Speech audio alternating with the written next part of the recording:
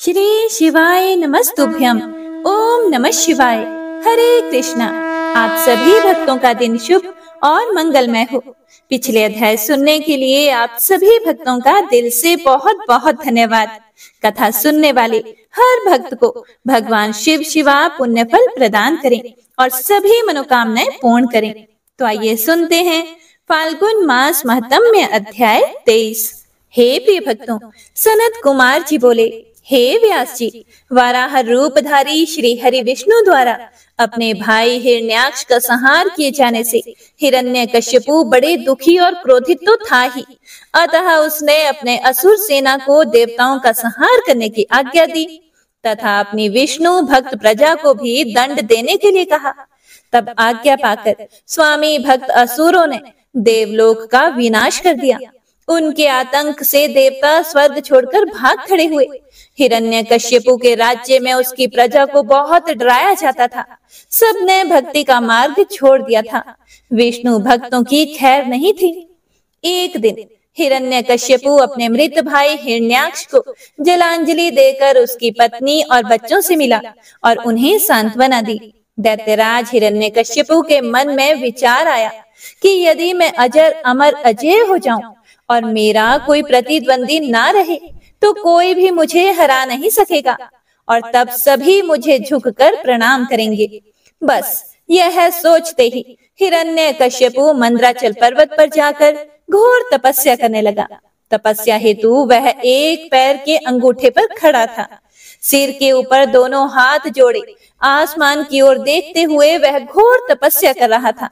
और इधर जब हिरण्यकश्यपु तपस्या में लीन था तो देवताओं ने असुरों से अपना राज्य छीन लिया। वे आनंद पूर्वक अपना राज्य करने लगे। हिरण्यकश्यपु की तपस्या का तेज दिन प्रतिदिन बढ़ता ही जा रहा था।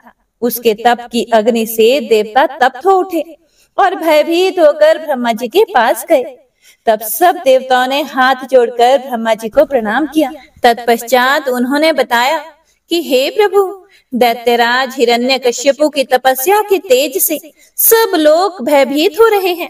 आप कृपा करके हमें भय मुक्त कीजिए। सब देवताओं की प्रार्थना सुनकर ब्रह्मा जी हिरण्यकश्यपु को वर देने के लिए उस स्थान पर गए जहां वह तपस्या कर रहा था। वहां जाकर उन्होंने हिरण्यकश्यपु से कहा कि हे वत्स, मैं तुम्हारी तपस्या से बहुत प्रसन्न हूँ। तुम जो चाहो मांग सकते हो। मैं तुम्हारी मनोकामना अवश्य ही पूरी करूंगा। ब्रह्मा जी के ये शुभ वचन सुनकर हिरण्यकश्यपु ने आंखें खोल दी और हाथ जोड़कर सामने खड़े ब्रह्मा जी को प्रणाम किया।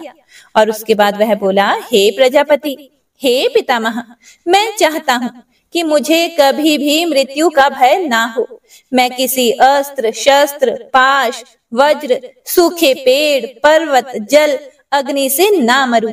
देवता दैत्य मुनि सिद्धवर अथवा सृष्टि की कोई भी रचना मेरा वध ना कर सके। दिन रात स्वर्ग नरक पृथ्वी पाताल अंदर बाहर कहीं भी किसी भी समय मेरी मृत्यु ना हो सके। ब्रह्मा जी ने प्रसन्न होते हुए तथास्तु कह दिया। तुम्हें तुम्हारे अभीष्ट फलों की अवश्य ही प्राप्ति होगी।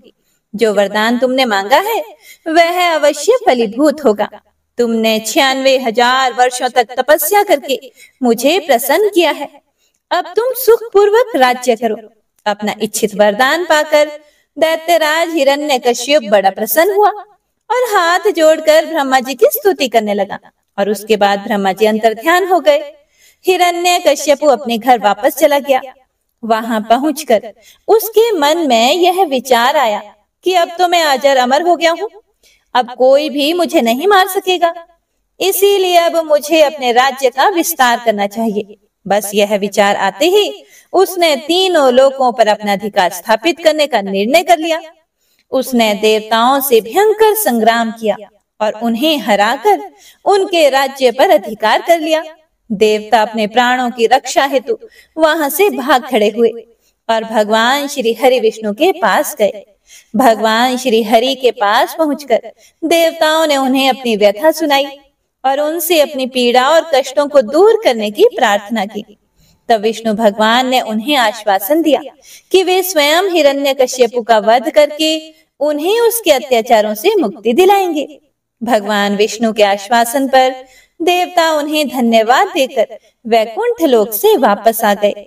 वे अपनी रक्षा के लिए अलग अलग जगहों पर निवास करने लगे और उधर श्री हरि विष्णु ने देवताओं को उनके कष्टों से मुक्ति दिलाने हेतु दैत्यराज हिरण्यकश्यप का संहार करने का निश्चय किया। परंतु ब्रह्मा जी द्वारा दिए गए वरदान को भी उन्हें पूरा करना था। तब भगवान विष्णु ने ऐसा रूप धारण किया जो आधा मनुष्य के जैसा था और आधा शेर जैसा था। ऐसा अत्यंत भयानक रूप धारण करके विष्णु जी अग्नि के समान प्रलयंकारी नजर आ रहे थे। नृसिंह के रूप में श्री हरि ने दैत्यराज हिरण्यकश्यप की नगरी में प्रवेश किया। उस समय सूर्यास्त का समय हो रहा था। उनका यह अनोखा भयानक रूप देखकर दैत्य सेना के वीर उन पर टूट पड़े और उनसे युद्ध करने लगे। तब पल भर में ही उन्होंने सब दैत्यों को मार गिराया और राजमहल की ओर चल दिए। तभी विष्णु जी के परम भक्त और दैत्यराज हिरण्यकश्यप के पुत्र प्रहलाद की दृष्टि नरसिंह भगवान पर पड़ी। प्रहलाद बोला, हे पिताजी, यह अद्भुत रूप धारण किए नरसिंह अवतार मुझे तो भगवान जान पड़ते हैं। इनकी वीरता की प्रशंसा करना तो असंभव है, इसीलिए आपको इनकी शरण में चले जाना चाहिए। अपने पुत्र की इन बातों को सुनकर दैत्यराज हिरण्यकश्यप को बड़ा क्रोध आया। वह बोला कि पुत्र, तुम बिना कारण ही भयभीत हो रहे हो। तुम दैत्यों के अधिपति के पुत्र हो। तुम्हें इस प्रकार कायरता भरी बातें कदापि नहीं करनी चाहिए।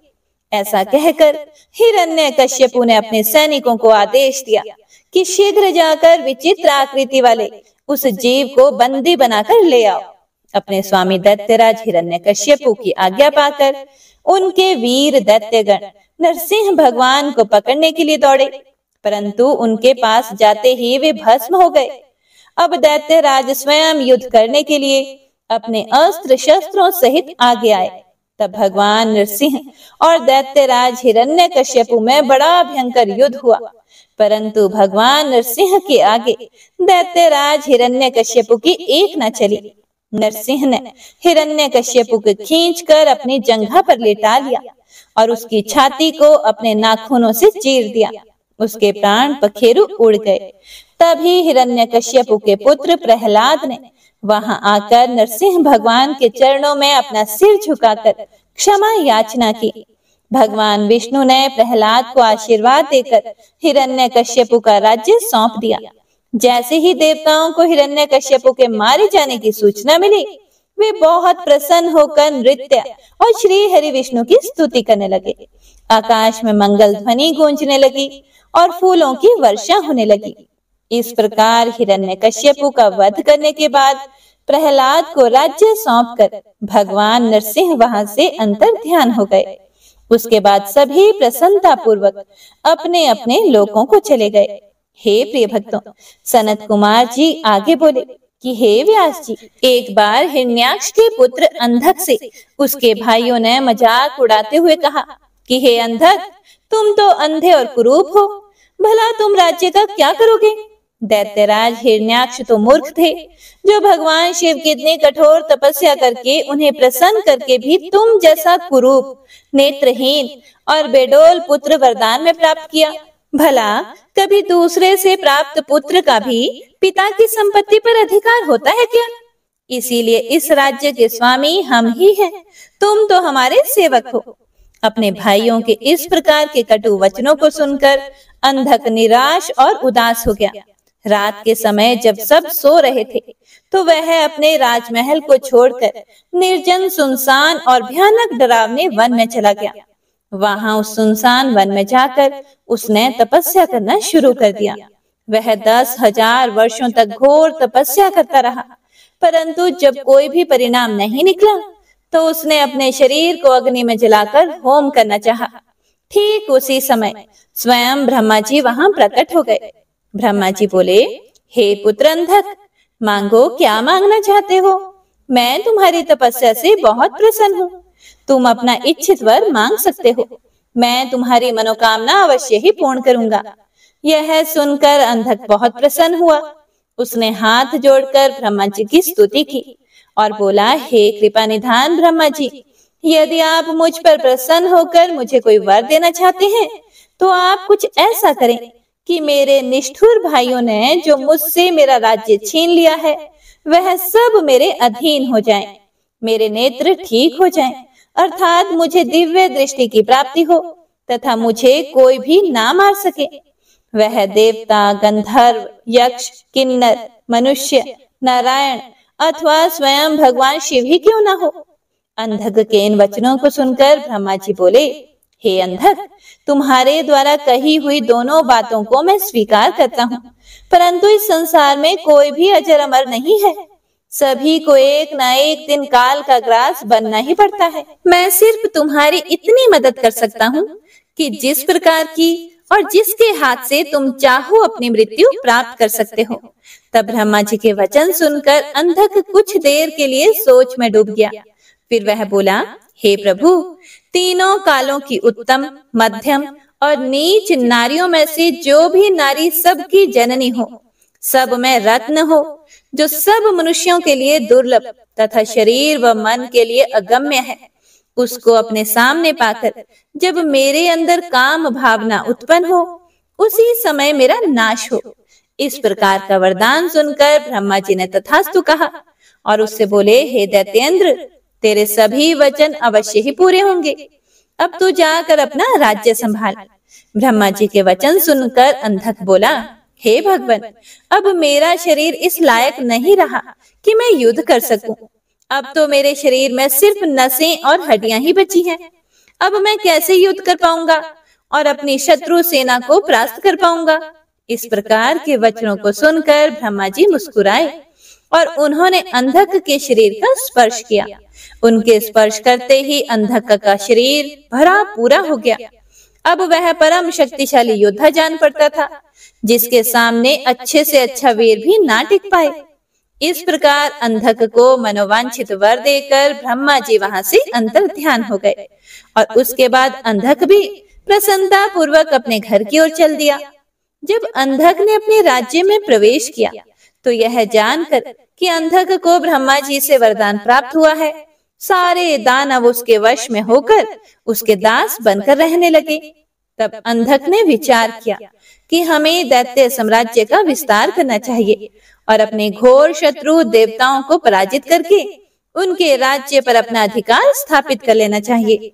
यह सोचकर दैत्यराज अंधक ने अपनी विशाल दैत्य सेना के साथ स्वर्ग लोक पर आक्रमण कर दिया और स्वर्ग पर अपना आधिपत्य जमाकर देवराज इंद्र को अपना बंधक बना लिया।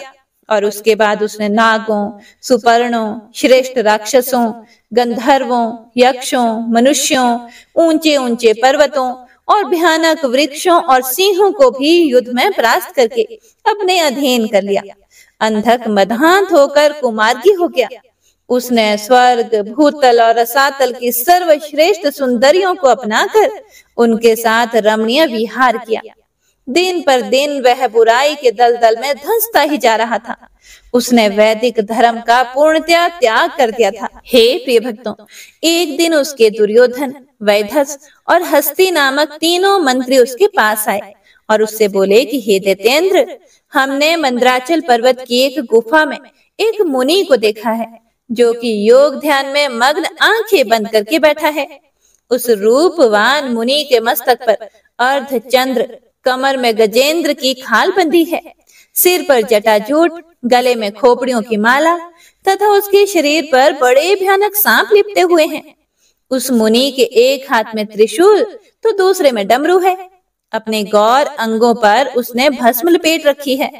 उस तपस्वी का वेश बड़ा ही अद्भुत है और साथ ही एक विकराल वानर अनेक आयुधों को धारण किए उस तपस्वी की रक्षा कर रहा है और वहीं उनके पास में एक सफेद रंग का बैल बंधा हुआ है।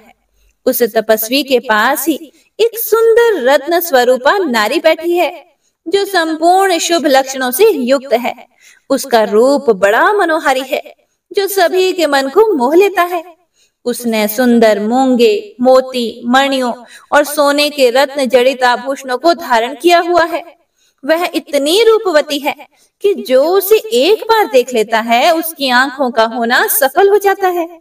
उस परम सुंदरी को एक बार देख लेने के बाद संसार की अन्य किसी स्त्री को देखने की आवश्यकता ही नहीं पड़ेगी। हे स्वामी, आप इस त्रिलोक के अधिपति हैं। आपके पास इस संसार की सभी बहुमूल्य और अमूल्य धरोहर है। ऐसी परम सुंदरी रूपवती नारी को भी आपके अनमोल राज्य की शोभा बढ़ानी चाहिए।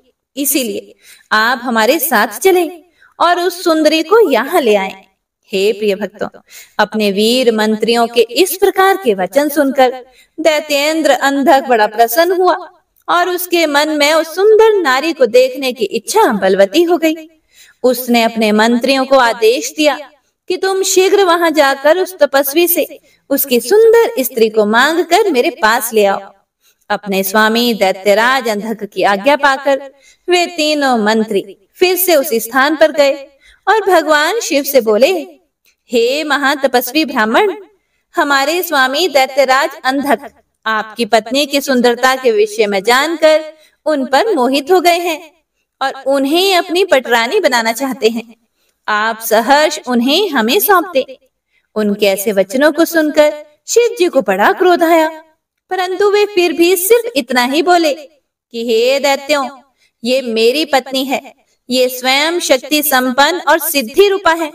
देवी स्वयं अपने भक्तों के कष्टों को दूर करती है। आप अपनी परेशानी इन्हें बताएं, ये अवश्य ही आपके दुखों को दूर करेंगी। भगवान शिव के ये वचन सुनकर क्रोधित और मंदांत दैत्य और कुछ ना बोले और वहां से वापस आ गए। तब दैत्यराज अंधक को उन्होंने वहां घटित हुई सारी बातें बढ़ा चढ़ाकर बताई, और जिन्हें सुनकर दैत्येंद्र का क्रोध 7वें आसमान पर चढ़ गया। तब वह मूढ़ बुद्धि दैत्य सुंदरी को देखने के लिए आतुर हो उठा। उसने स्वयं वहां जाकर उस रत्नों में सर्वश्रेष्ठ रत्न को अपने साथ लाने का निश्चय किया। सनत कुमार जी बोले, हे व्यास जी, जब इस प्रकार अंधक के उन तीनों मंत्रियों ने वहां आकर अंधक को सब बताया, तब क्रोधित होकर वह स्वयं वहां जाने को आतुर हो गया। तब मदिरा पान करके वह अपनी विशाल सेना को साथ लेकर मंदराचल पर्वत की ओर चल दिया। वहां रास्ते में उसकी मुठभेड़ भगवान शिव के वीर गणों से हो गई। उनमें बड़ा भारी युद्ध हुआ। शिव गणों ने दैत्य सेना को मार मार कर वहां से भगा दिया। वीर बलशाली दैत्य विरोचन, बलि, बाणासुर, सहस्त्रबाहु आदि बड़ी दृढ़ता से लड़े, परंतु शिव गणों ने उन्हें वहां से खदेड़ कर ही दम लिया। उसी समय वहां की धरती रक्त से लाल हो गई। जब असुरों की सेना ने देखा कि वे किसी भी प्रकार से शिव जी के गणों को नहीं हरा पाएंगे, तब वे स्वतः ही वहां से लौट गए। और उधर जब वहां शांति हो गई, तब भगवान शिव अपनी प्रिया देवी पार्वती से बोले, हे प्रिये, मैं यहाँ पर अपने उत्तम पाशुपत व्रत का पालन करने के लिए आया था, परंतु यहाँ पर मेरे व्रत में विघ्न पड़ गया है। इसीलिए अब मैं इस व्रत को यहाँ पर पूरा नहीं कर सकता। इस व्रत को पूरा करने के लिए मुझे पुनः किसी अन्य निर्जन स्थान पर जाना पड़ेगा। हे देवी, तुम यहीं पर रहो और मैं किसी अन्यंत्र स्थान पर जाकर अपने पाशुपत व्रत का अनुष्ठान पूरा करूंगा। ऐसा कहकर भगवान शिव अपने व्रत को पूरा करने के लिए वहां से किसी दूसरे वन में चले गए और देवी पार्वती वहीं मंदराचल पर्वत पर एक गुफा में रहने लगी। भगवान शिव निर्जन वन में जाकर अपने पाशुपत व्रत को पूरा करने के लिए घोर साधना करने लगे और उधर दूसरी ओर देवी पार्वती वहां अकेली रहकर अपने पति भगवान शिव के लौटने की प्रतीक्षा करने लगी। उनकी रक्षा के लिए भगवान शिव का गण वीरक सदा उनकी गुफा के बाहर पहरा देता रहता था। दूसरी ओर दैत्यराज अंधक को, जिसे एक बार शिव गणों ने परास्त करके वहां से खदेड़ दिया था, उसे देवी को प्राप्त किए बिना चैन कहाँ आने वाला था। उसने पुनः मंदराचल पर्वत पर चढ़ाई कर दी। जैसे ही अंधक और उसकी दानव सेना पर्वत पर पहुंची, वीरक ने उनसे युद्ध करना शुरू कर दिया। महाबली वीरक बड़ी वीरता से उन दैत्यों से युद्ध करता रहा और उन्हें हराता रहा। उनके बीच भयानक अस्त्र शस्त्रों का प्रयोग होता रहा। जब किसी भी तरह वीरक को युद्ध में पराजित करना संभव नहीं हुआ, तो दैत्यों ने वीरक को चारों ओर से मिलकर घेर लिया। जब गुफा के अंदर बैठी देवी पार्वती को यह पता चला कि उनका प्रिय रक्षक चारों ओर से दानवों से घिर चुका है, तो उन्होंने अलौकिक रीति से ब्रह्मा जी, विष्णु जी और देवताओं का मन में स्मरण किया। यह ज्ञात होते ही कि जगत जननी जगदम्बा माँ पार्वती ने स्मरण किया है, पल भर में सब देवता वहां मंदराचल पर्वत पर उपस्थित हो गए और दैत्यों से युद्ध करने लगे।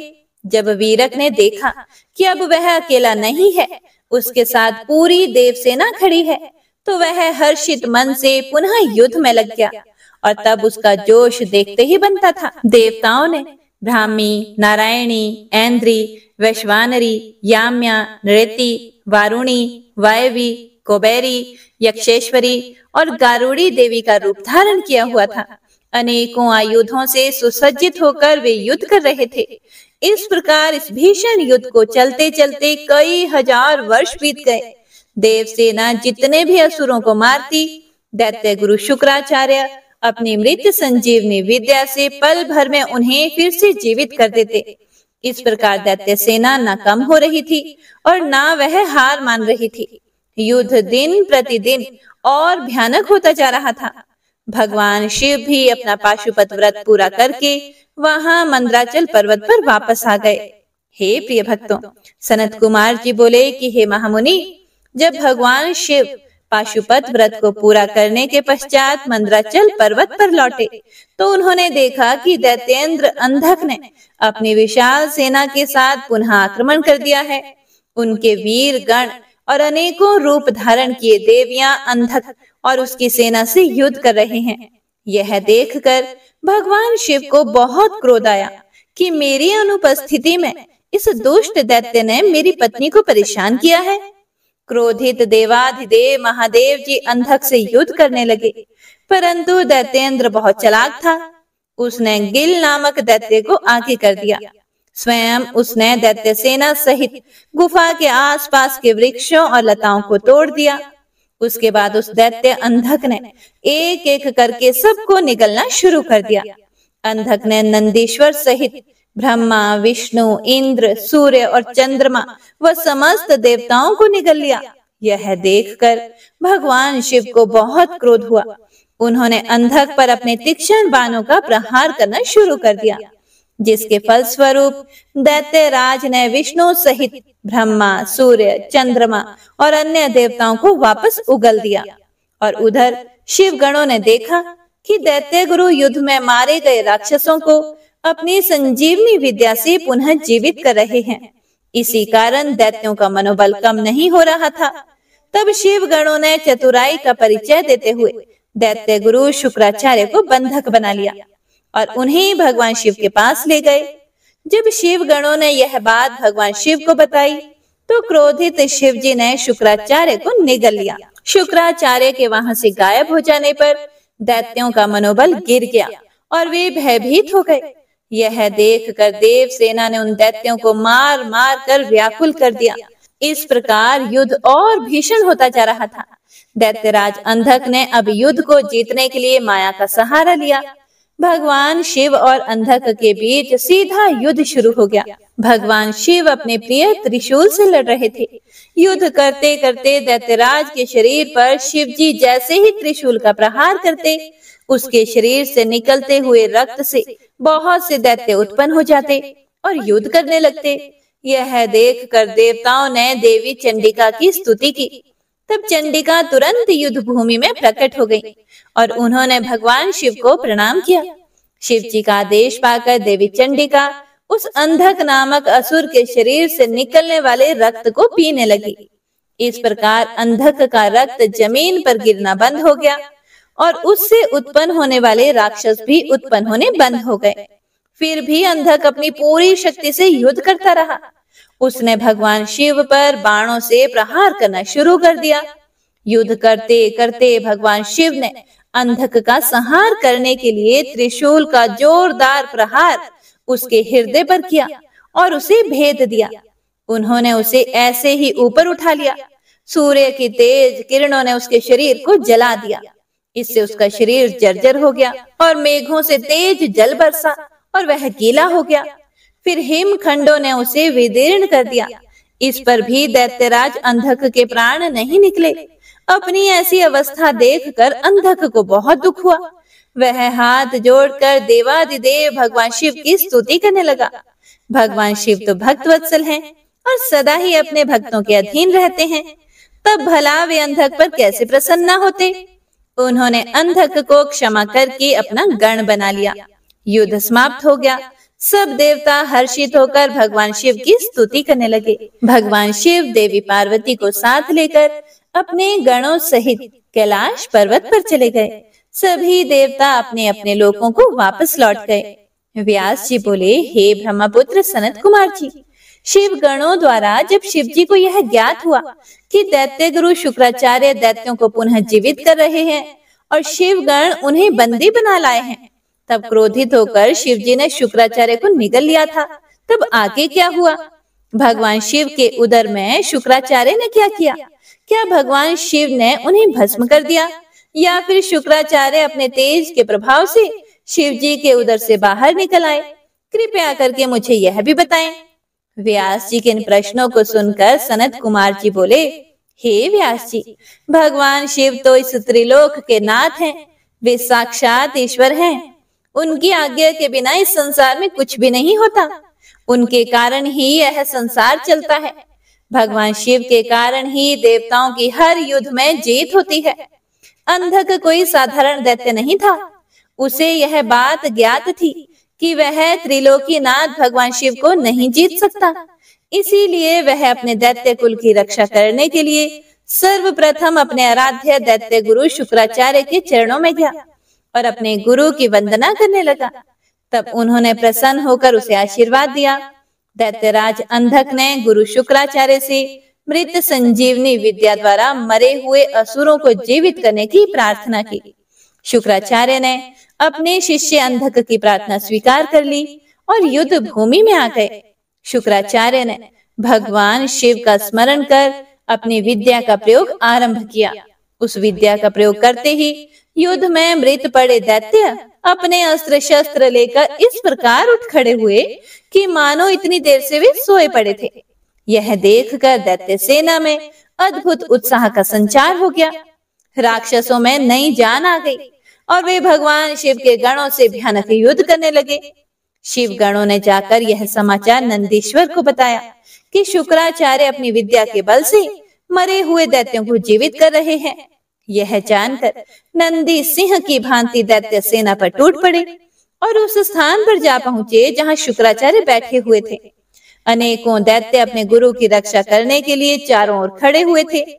नंदी ने शुक्राचार्य को इस प्रकार पकड़ लिया जैसे शेर हाथी के बच्चे को पकड़ लेता है।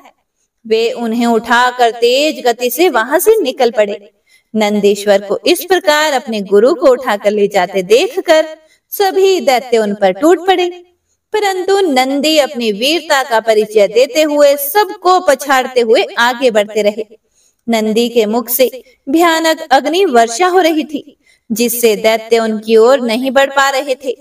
इस प्रकार कुछ ही देर में नंदी शुक्राचार्य का अपहरण करके उन्हें भगवान शिव के सामने ले आए। नंदी ने सारी बातें भगवान शिव को कह सुनाई। यह सब सुनकर देवाधिदेव महादेव जी का क्रोध बहुत बढ़ गया और उन्होंने दैत्य गुरु शुक्राचार्य को अपने मुंह में रखकर इस प्रकार निगल लिया जिस प्रकार कोई बालक अपनी पसंदीदा खाने की वस्तु को पल भर में ही सटक जाता है।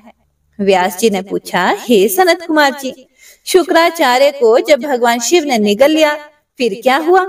यह प्रश्न सुनकर सनत कुमार जी बोले, हे महर्षि, भगवान शिव ने क्रोधित होकर जब दैत्यों के गुरु शुक्राचार्य को निगल लिया तब वे शिव जी के उदर में पहुंचकर वहां से बाहर निकलने के लिए बहुत चिंतित हो गए और अनेक प्रकार के प्रयत्न करने लगे। जब वे किसी भी प्रकार से बाहर नहीं निकल पा रहे थे तब उन्होंने भगवान शिव के शरीर में छिद्रों की खोज करनी शुरू कर दी, लेकिन सैकड़ों वर्ष तक भी उन्हें कोई ऐसा छिद्र नहीं मिल सका जिससे वे बाहर आ जाते। इस प्रकार शुक्राचार्य बाहर ना निकल पाने के कारण बहुत दुखी हुए और उन्होंने भगवान शिव की आराधना करने का निश्चय किया। तब उन्होंने शिव मंत्र का जाप करना आरंभ कर दिया। शिव मंत्र का जाप करते करते शुक्राचार्य शिव जी के शुक्राणुओं द्वारा उनके लिंग मार्ग से बाहर आ गए और हाथ जोड़कर भगवान शिव की स्तुति करने लगे। तब भगवान शिव और देवी पार्वती ने शुक्राचार्य को अपने पुत्र रूप में स्वीकार कर लिया और मुस्कुराने लगे। शिव जी बोले, हे भृगुनंदन, आप मेरे लिंग मार्ग से शुक्र की तरह बाहर निकले हैं, इसीलिए आज से आप शुक्र नाम से विख्यात होंगे। आज से तुम मेरे और पार्वती के पुत्र हुए और सदा संसार में अजर अमर रहोगे। तुम्हें आज से मेरा परम भक्त माना जाएगा।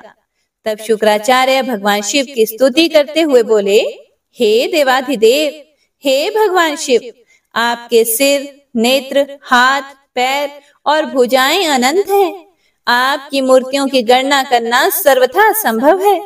आपकी 8 मूर्तियां कही जाती हैं और आप अनंत मूर्ति भी हैं। आप देवताओं तथा दानवों सभी की मनोकामनाओं को अवश्य ही पूरा करते हैं। बुरे व्यक्ति का आप ही संहार करने वाले हैं। मैं आपके चरणों की स्तुति करता हूँ। हे प्रभु, आप मुझ पर प्रसन्न हो। दैत्य गुरु शुक्राचार्य की ऐसी स्तुति सुनकर भक्त वत्सल भगवान शिव बड़े प्रसन्न हुए। उसके बाद भगवान शिव से आज्ञा लेकर शुक्राचार्य पुनः असुर सेना में चले गए और तब से वे शुक्राचार्य के नाम से विख्यात हुए। सनत कुमार जी बोले, हे महामुनि व्यास जी, भगवान शिव के उदर में शुक्राचार्य ने शिव मंत्र का जाप करके बाहर आने का मार्ग खोज लिया और बाहर आकर शिव जी की आज्ञा पाकर वहां से पुनः असुर राज्य में चले गए। उसके बाद 3000 वर्षों के बाद वह वेदों का पाठ करने वाले शुक्राचार्य के रूप में पृथ्वी पर पुनः शिव जी से उत्पन्न हुए। दूसरी ओर अंधक को भगवान शिव ने अपने त्रिशूल पर उसी प्रकार लटकाया हुआ था। दैत्य गुरु शुक्राचार्य ने देखा कि दैत्यराज अंधक उसी त्रिशूल पर लटका हुआ है जिस त्रिशूल से देवादिदेव भगवान शिव ने उसे मारने के लिए आघात किया था। उसे देखकर उन्हें आश्चर्य हुआ कि अंधक के प्राण अभी तक नहीं निकले हैं और वह उसी प्रकार त्रिशूल पर लटका हुआ भगवान शिव के 108 नामों से उनकी स्तुति कर रहा है। अंधक की इस स्तुति से प्रसन्न होकर भगवान शिव ने अंधक को त्रिशूल के अग्रभाग से नीचे उतार लिया और उस पर दिव्य अमृत की वर्षा की तथा उससे कहा, हे दैत्येंद्र, मैं तुम्हारी इस उत्तम भक्ति भावना से बहुत प्रसन्न हूँ। तुमने नियम पूर्वक मेरी आराधना की है। तुम्हारे मन में जितनी भी बुराई और पाप थे वे सब तुम्हारी शुद्ध हृदय से की गई स्तुति से धुल गए हैं और तुम्हें पुण्य की प्राप्ति हुई है। मैं प्रसन्न हूँ। तुम जो चाहो वह वर मांग सकते हो। मैं तुम्हारी कामना अवश्य ही पूरी करूंगा। हे प्रिय भक्तों, भगवान शिव के ये वचन सुनकर दैत्यराज अंधक बड़ा खुश हुआ और बोला, हे भगवान, मैं दोनों हाथ जोड़कर आपसे अपने द्वारा किए गए हर बुरे कार्य और अपराध के लिए क्षमा मांगता हूँ। आप मेरे अपराधों को कृपा पूर्वक क्षमा करें। पूर्व में मैंने आपके और माता पार्वती के विषय में जो भी बुरा बोला या सोचा हो उसके लिए मुझे बहुत खेद है। मैंने यह सब अज्ञानता वश ही किया है। अब मैं एक दीन भक्त बनकर आपकी शरण में आया हूँ। मुझे मेरे द्वारा किए गए अपराधों के लिए क्षमा कर दें। हे देवाधिदेव, मैं आपसे वरदान में सिर्फ यही मांगना चाहता हूँ कि आप में और माता पार्वती में मेरी अगाध श्रद्धा भावना व भक्ति बनी रहे। मेरे मन में कभी भी कोई बुरा विचार न आए। मैं शांत हृदय से सदैव आपके नाम का स्मरण व चिंतन करता रहूं। मुझ में कभी भी आसुरी तत्व घर ना कर पाए। यही वरदान मुझे प्रदान कीजिए। अंधक ये वचन कहकर पुनः भगवान शिव और माता पार्वती के ध्यान में मग्न हो गया। भगवान शिव की कृपा दृष्टि उस पर पड़ते ही उसे अपने पहले जन्म का स्मरण हो गया। उसके सभी मनोरथ पूर्ण हो गए। भक्त वत्सल भगवान शिव ने प्रसन्न होकर अंधक को अपना गण बना लिया और उसे उसका इच्छित वरदान प्रदान किया। सनत कुमार जी बोले, हे व्यास जी, अब मैं आपको यह बताता हूँ कि दैत्य गुरु शुक्राचार्य को भगवान शिव से मृत्युंजय नामक मृत्यु को जीत लेने वाली उत्तम विद्या कैसे प्राप्त हुई। एक बार की बात है, शुक्राचार्य वाराणसी नामक नगरी में जाकर भगवान विश्वनाथ का ध्यान करते हुए उनकी घोर तपस्या करने लगे। इससे पहले उन्होंने वहां भगवान शिव के शिवलिंग की स्थापना की तथा वहां एक रमणीक कुआं भी खुदवाया। उसके बाद उसमें शिवलिंग को 32 सेर पंचामृत से 1,00,000 बार अभिषेक कराने के बाद सुंदर सुगंधित द्रव्यों से स्नान कराकर उस अमृतमय ज्योतिर्लिंग की स्थापना की। फिर शिवलिंग पर चंदन और यक्ष कर्दम का लेप किया। राज चंपक, धतुर, कनेर, कमल, मालती, साल, देवदारू, कचनार आदि और अनेक प्रकार के पल्लवों से भगवान शिव की विधिवत पूजा अर्चना की। भगवान शिव के सहस्त्र नामों का जाप करके उनकी स्तुति की। इस प्रकार दैत्य गुरु शुक्राचार्य 5000 वर्षों तक अनेक प्रकार एवं विधि विधान से शिव जी का पूजन करते रहे। परंतु जब भगवान शिव फिर भी प्रसन्न नहीं हुए तो शुक्राचार्य ने और घोर तपस्या करने का निश्चय किया। तब उन्होंने इंद्रियों की चंचलता को दूर करने के लिए उसे भावना रूपी जल से प्रक्षालित किया और पुनः शिव जी की घोर तपस्या करने लगे। इस प्रकार 1 सहस्त्र वर्ष बीत गया। तब भृगुनंदन शुक्राचार्य की दृढ़ता पूर्वक की गई उत्तम तपस्या को देखकर भगवान शिव बहुत प्रसन्न हो गए और उन्होंने अपने प्रकाशमय रूप के साक्षात दर्शन शुक्र को देने का निश्चय किया। पिनाकधारी भगवान शिव शुक्राचार्य द्वारा स्थापित किए गए शिवलिंग में से प्रकट हो गए और बोले, हे भृगुनंदन, हे महामुने, मैं आपकी इस घोर तपस्या से बहुत प्रसन्न हूँ। आप अपना इच्छित वर मुझसे मांग सकते हो। आपकी प्रत्येक इच्छा मैं अवश्य ही पूरी करूंगा। मांगो, क्या मांगना चाहते हो? भगवान शिव के इस प्रकार के उत्तम वचनों को सुनकर शुक्राचार्य ने देवाधिदेव भगवान शिव को प्रणाम किया और सिर झुकाकर अंजलि बांधकर जय जय का उच्चारण करते हुए भगवान शिव की बहुत स्तुति की और शिव जी के चरणों में ही लेट गया। तब भगवान शिव ने उन्हें अपने चरणों से ऊपर उठाया और अपने हृदय से लगा लिया। तब भगवान शिव बोले, हे शुक्र, आपने जो यह मेरा ज्योतिर्लिंग स्थापित किया है और इसकी नियम पूर्वक कठिन आराधना की है, इससे मैं तुम पर बहुत प्रसन्न हूँ। कहो, क्या मांगना चाहते हो? देवादिदेव महादेव जी के वचन सुनकर शुक्र पुनः उनकी स्तुति करने लगे। तब भगवान शिव ने देखा कि शुक्राचार्य कुछ नहीं मांग रहे हैं। भगवान शिव, जो कि सबके हृदयों की बात जानते हैं, संसार की कोई वस्तु उनसे ना तो छिपी है और ना ही कभी छिप सकती है, वे मुस्कुराकर बोले, हे भृगुनंदन, हे महातपस्वी शुक्र, आप निश्चय ही मेरे परम भक्त हैं। आपने इस पवित्र काशी नगरी में मेरे ज्योतिर्लिंग की स्थापना करके उत्तम मन से भक्तिमय आराधना की है। जिस प्रकार एक पुत्र अपने पिता का आदर एवं पूजन करता है, तुमने उससे भी बढ़कर कार्य किया है। इसीलिए मैं तुम्हें यह वरदान देता हूँ कि तुम अपने इसी रूप में मेरे उदर में प्रवेश करोगे तथा मेरे इंद्रिय मार्ग से निकलकर मेरे पुत्र के रूप में जन्म ग्रहण करोगे। तुम्हें मैं अपनी मृत संजीवनी नामक विद्या भी प्रदान करता हूँ, जिसे मैंने अपने तपोबल द्वारा रचा है। तुम्हारे अंदर तप की अनमोल निधि है, जो कि तुम्हारी योग्यता है। इस विद्या का प्रयोग तुम जिस मृत जीव पर भी करोगे, वह निश्चय ही जी उठेगा। तुम आसमान में चमकते हुए तारे के रूप में स्थित होंगे और सभी ग्रहों में प्रधान माने जाओगे। जब तुम्हारा उदय होगा, वह समय अति शुभ माना जाएगा और उसमें विवाह एवं सभी धर्म कार्य किए जा सकेंगे। सभी नंदा अर्थात प्रतिपदा, षष्ठी और एकादशी तिथियां अत्यंत शुभ मानी जाएंगी। तुम्हारे द्वारा स्थापित किया गया यह ज्योतिर्लिंग इस संसार में तुम्हारे ही नाम अर्थात शुक्रेश नाम से विख्यात होगा। जो मनुष्य श्रद्धा और उत्तम भक्ति भाव से इसकी पूजा अर्चना करेगा, उन्हें सिद्धि की प्राप्ति होगी। जो मनुष्य पूरे वर्ष शुक्रवार के दिन शुक्रताल में स्नान कर शुक्रेश लिंग की अर्चना करेंगे, वे सौभाग्यशाली होंगे और उन्हें पुत्र की प्राप्ति होगी। यह कहकर देवादिदेव महादेव उसी ज्योतिर्लिंग में समा गए। तत्पश्चात दैत्य गुरु प्रसन्न मन से अपने धाम को चले गए। श्री शिवाय नमस्तुभ्यम।